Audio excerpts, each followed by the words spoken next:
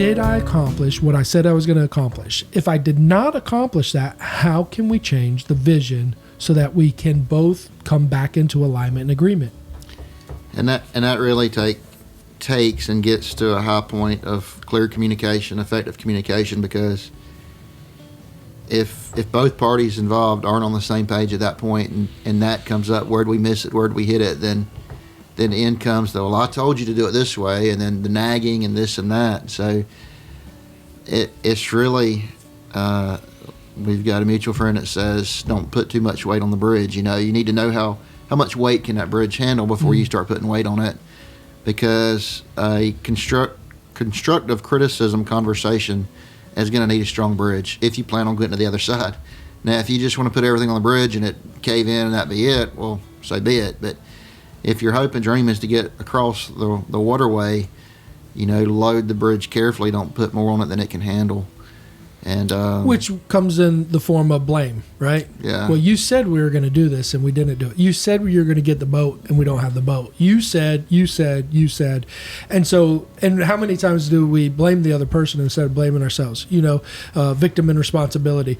If I were to say to you right now, tell me 3 minutes of a conversation that you had with your wife and everything she nagged about and said it, and you start telling me about, wow, Stacy, man, she did this, and man, she did that, and she did this, and I can't believe she ended up raising her voice, and then she took her shoe off and threw it at me, and you start saying all these things. For the record, none of that has happened. Okay? All right, Stacy, we forgive you. But here's the thing. So you tell me this story, and you lay it all out. You lay out all the emotion. She made me cry. She, was so hard on me. And what that conversation entailed was your viewpoint from a victim standpoint. You did not analyze correctly the results. Now, if I were to say, Chris, tell me that whole scenario about you and Stacy over again, and do it from a responsibility of where you're responsible for every action that took place, not only from you, but also from Stacy, that story would look different. It would be, well, I came home and I slammed the door because I was mad about this.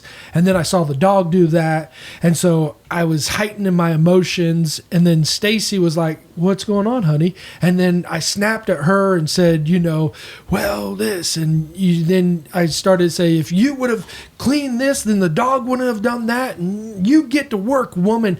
And you start being responsible for the words that you said and the actions that you brought to the table. And you start analyzing you, which then analyzes why she responded the way she responded. Now you have a clearer understanding of the scenario of why that shoe came upside the side of your head. And for every reaction, there's an equal and sometimes greater reaction. And that's what I'm trying to say today. When we're talking about vision, I don't want to minimize the importance of the analyzation of what we did, how we did it. Did you come in and say, oh man, me and my wife, we signed these little postcards and she said she wanted to do this and I said I want to do that. She didn't listen to me, and so we did more of her stuff and I was just trying to make her happy, so I said, yeah, we'll do that. And then she got mad at me because I didn't end up doing it. I think some of those emotions need to be clearly shown and said so that we can understand both parts.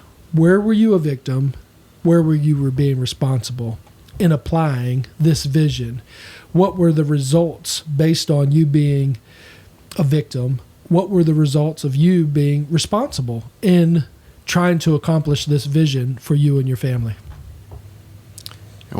One thing to add in is just not getting stuck. The paralysis of analysis. Don't get there and get stuck and say, okay, we're just not going to do any of it. Forget it. Forget we even started. That's exactly what the enemy wants you to do, is stand still, because he can hit a still target. The object is to keep moving on this. Use the analyzing, as you said, as a tool to be able to clean up the vision, perfect it for that day, that week, that month, and move. Keep moving over and over and over and over and over and over. Jesus said, go, go, go, go. Go your way. Go make disciples. Go here. Go there. I like what Luke 10 says. Everywhere where he himself was about to go, he was sending people out 2 by 2. And so, be mobile, get mobile with a vision. Your marriage is worth it. It is.